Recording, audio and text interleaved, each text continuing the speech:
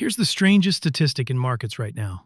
Nvidia, the company most people think is the AI boom, is up about 5% this year.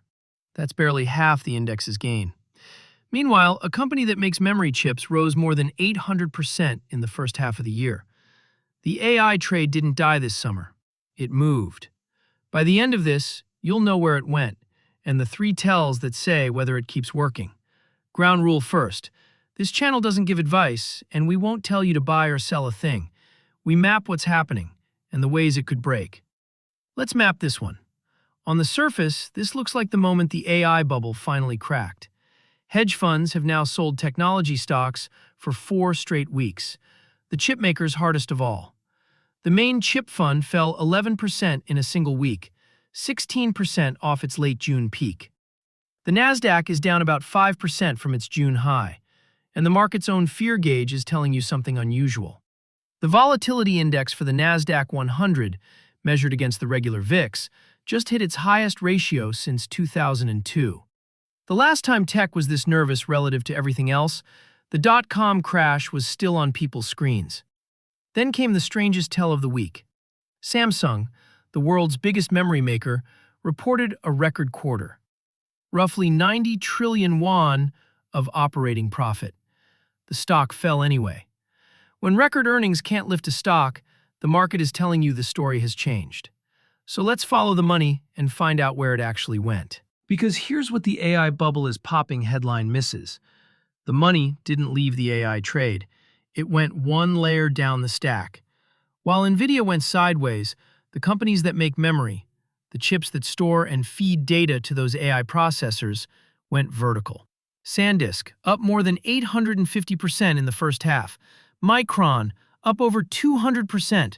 Western Digital, about the same. SK Hynix, up roughly 300%. One $19 billion tech fund rode exactly that switch to a 72% gain in 6 months, barely owning the famous name at all. And here's the proof it's rotation, not retreat. The chip index itself is up 74% this year, its best run since 2003. The famous name isn't leading it anymore, the memory layer is. That's not a bubble deflating, that's leadership changing hands inside the same trade.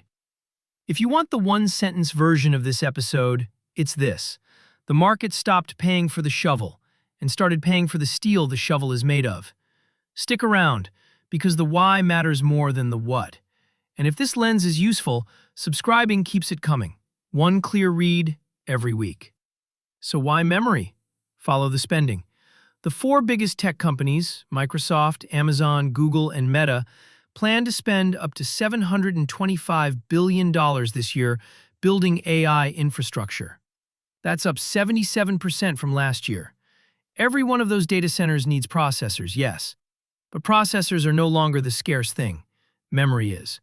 High bandwidth memory demand is projected to grow 90% this year alone. And when a flood of spending hits a supply that can't expand fast enough, an economist knows exactly what happens next. Price does the talking. Memory contract prices rose about 74% in a single quarter. NAND, storage, rose about 60%. Global memory sales just set an all-time monthly record, nearly $75 billion. Here's the detail I find most telling. Microsoft's own finance chief says $25 billion of their record budget is simply higher memory prices. One company's cost line is another company's revenue line. That is the entire rotation in a sentence. The profit pool slid down the supply chain to wherever supply is tightest, and the stock market repriced accordingly. Now, before this sounds like a one-way bet, let's steelman the other side because there are real cracks in this floor. The new leaders themselves are already down around 20% from record highs they set just days ago. First, the pace is already slowing. That 74% quarterly price jump? Forecasters see third-quarter increases closer to 15 or 20%. Still rising, but the steepest part of the curve may be behind us.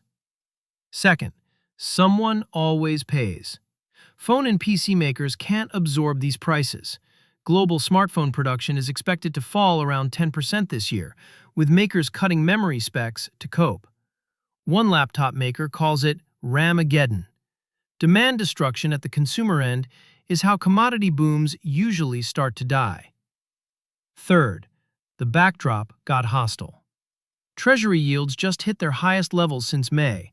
Markets are pricing meaningful odds the Federal Reserve's next move is a hike, and oil is back near $80.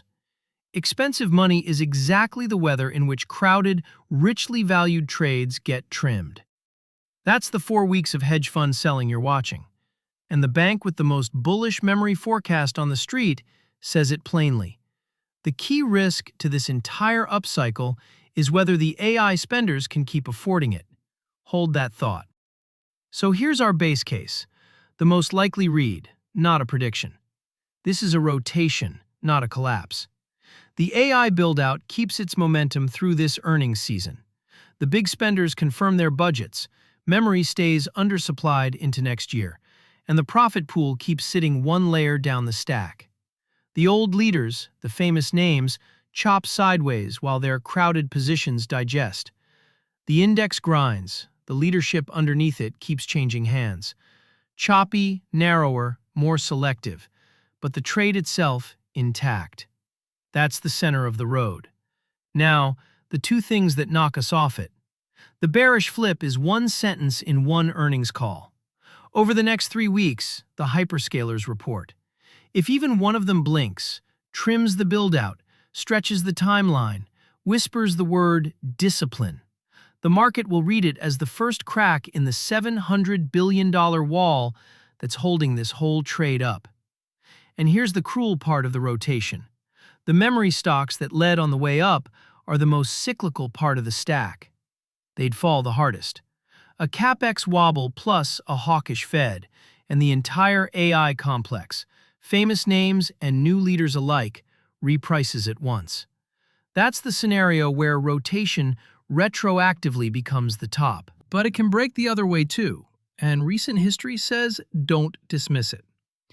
If earnings season lands the opposite headline, budgets raised again, demand described as insatiable, long-term memory contracts signed at higher floors, then the bottleneck story gets stronger, not weaker. Third quarter price hikes come in at the top of the range. The undersupply forecasts stretch toward 2028. Even the famous names re-rate because the build-out they depend on just got reconfirmed. In that world, this summer's sell-off was the pause that refreshed, and the bubble call dies for another year. Same facts, opposite ending. It hinges on a handful of guidance numbers we will hear within weeks. So we don't pick the winner, we watch 3 tells. 1. CapEx guidance. Microsoft, Amazon, Google, Meta over the next 3 weeks. Not the earnings, the spending plans.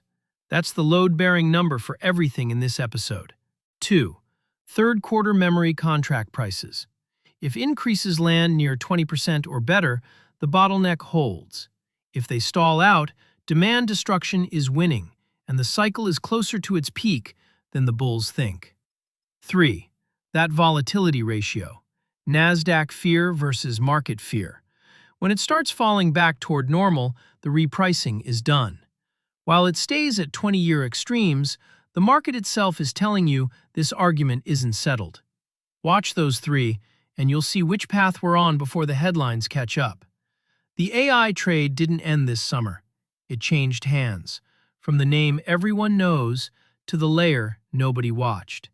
Whether that's the boom maturing or the top forming comes down to a few spending lines in a few earnings calls, and now you know exactly which ones. If you want the clear-eyed version of what's actually moving markets, the base case, and what flips it, subscribe. New read every week. Crosswind Economics.